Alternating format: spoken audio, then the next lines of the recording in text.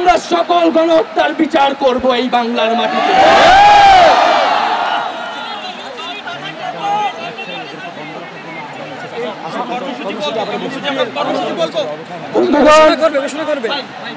আমি সংক্ষেপে আমার বক্তব্য শেষ করছি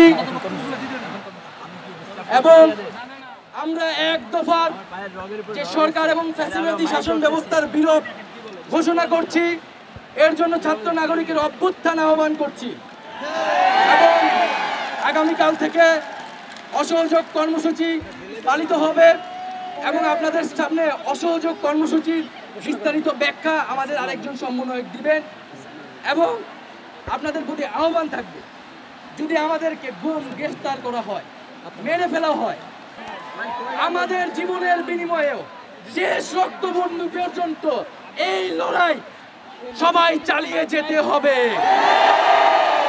এখানে কোনো নেতৃত্ব নাই, সমন্বয়ক নাই, বাংলাদেশের জনগণই এই গণঅভ্যুত্থানের নেতৃত্ব দেবে। আমরা শান্তিপূর্ণ থাকবো যদি আপনারা অস্ত্র না চালান, আপনারা গুলি না চালান, কিন্তু যদি শিক্ষার্থীদের জন্য উপরে নাগরিকদের উপরে অস্ত্র চলে তাহলে কিন্তু প্রতিরোধ গড়ে তোলা হবে। সবাইকে ধন্যবাদ জানাচ্ছি এবং সবাইকে আহ্বান জানাচ্ছি আবারও, ছাত্র নাগরিক অভ্যুত্থানের জন্য সবাই প্রস্তুত হন, অসহযোগ আন্দোলন।